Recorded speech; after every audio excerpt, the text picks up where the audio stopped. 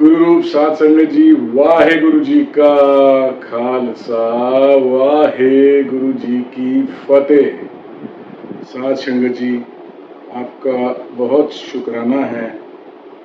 350 से ज़्यादा शेयर्स किए आपने पिछले टाइम में मेरे वीडियोस यूट्यूब चैनल गुरबानी कहे के, और आप बहुत से लोगों ने एकदम से 800 क्रॉस कर चुके हैं हम, जो हमारी इंस्टाग्राम पे फॉलोइंग है, और फेसबुक पे माफ़ी चाहता हूँ 5000 की जो लिमिट थी फ्रेंड रिक्वेस्ट की वो पूरी भर चुकी है।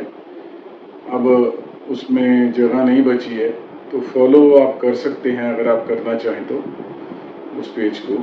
अगर आपका बहुत बहुत शुक्राना, इतना प्यार, इतना इज्जत, इतना मान देने के लिए। इसी तरीके से आप YouTube पे, इंस्टाग्राम पे, फेसबुक पे फॉलो करते रहो, और जो आप अपने सुझाव भेजते हो वो भी बहुत इम्पोर्टेंट हैं, जो आपके सवाल आते हैं वो भी बहुत ज़्यादा इम्पोर्टेंस रखते हैं। तो आज जो सवाल हम लेने जा रहे हैं वो एक विशेष सवाल है जो पूछा गया है कि आपने कहा था कि गुरु नानक देव जी ने जो गृहस्थी का आश्रम है उसकी सबसे ज़्यादा रिकमेंडेशन करी है कि गृहस्थ रहो, शादी करो, शादी का निर्वाह करो, और अपनी पत्नी के अंदर ही या अपने पति के अंदर ही, लाइफ पार्टनर के अंदर ही आप जीवन जो है उनके साथ अच्छे सौहार्द के साथ फैमिली के अंदर बिताओ।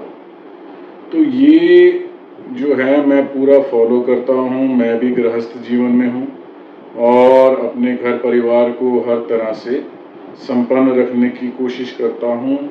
ये भी प्रयास रहता है कि मेरे कर्म जो हैं वो सत्कर्म हों, कोई गलत काम ना हो मुझसे।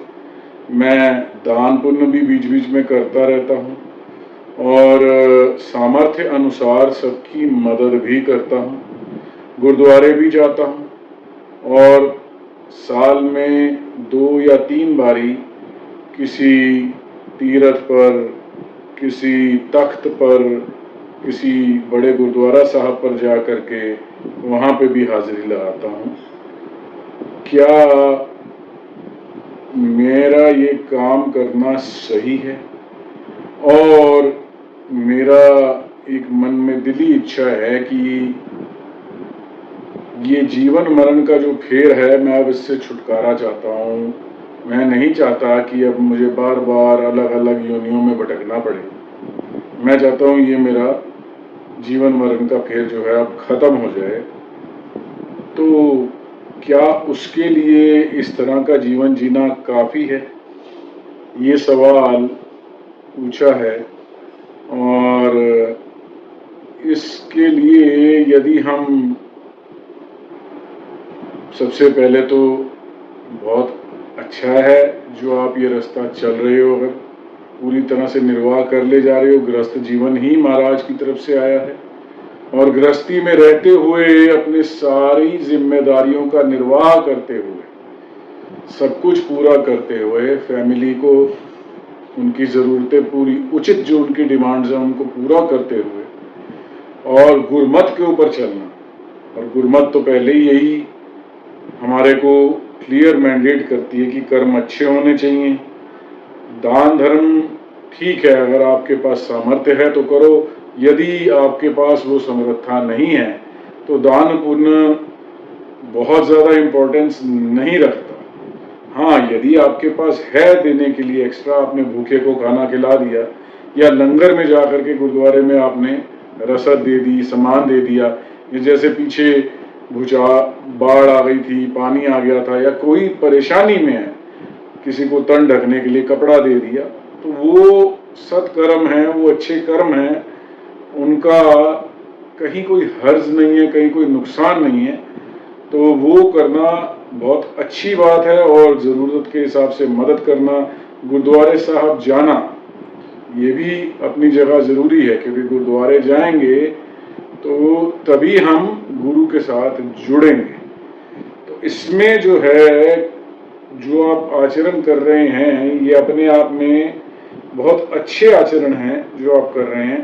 मगर जो बात आपने पूछी कि मैं जीवन मरण के फेर से छुटकारा चाहता हूं, क्या उसके लिए यही सब काफी है? तो धनगुरु ग्रंथ साहब जी से अगर पूछा जाए तो महाराज एक जगह पे कहते हैं, प्राणी तू आया लाहा लैन, लगा कित कुफकड़े सब मुकदी चली रहन। महाराज तो देखिए, इससे क्लैरिटी क्या होगी कि हे प्राणी, तू तो इस जगत में, इस दुनिया में जो तू आया है, जो तूने ये जन्म लिया है, जो तेरे को अपने कर्मों के हिसाब से ये शरीर रूपी कपड़ा मिला है, ये किस लिए मिला है? ये तेरे को मिला है लाहा लेने के लिए। लाहा किसका? अपने परम पिता परमेश्वर का नाम, उसकी कमाई करने के लिए मिला है। वाहे गुरु वाहे गुरु वाहे गुरु वाहे गुरु जप करके अपने अकाउंट में डिपॉजिट करता जा, क्योंकि इसी पर्पस के लिए तेरा जन्म हुआ है। और लग्गा कित कुफकड़े, अब तू किस काम में लग गया? कौन से कुफकड़े में फंस गया? कौन से खुआरी वाले कामों में फंस गया है भाई? मुकदी चली रहन, समय तो बीतता चला जा रहा है। ये जो जीवन है, रैन रूपी जीवन, रात रूपी जीवन जो है, ये तो एक एक सेकंड, एक एक मिनट करके खत्म होती चली जा रही है। कब सूरज आ जाएगा, कब सुबह हो जाएगी, कब इस जीवन का अंत हो जाएगा, किसी को कुछ नहीं पता।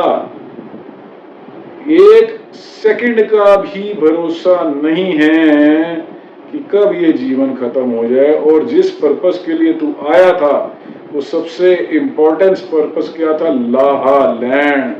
प्राणी तू आया लाहा लैन, लगा कित कुफकड़े बीती चली रहन।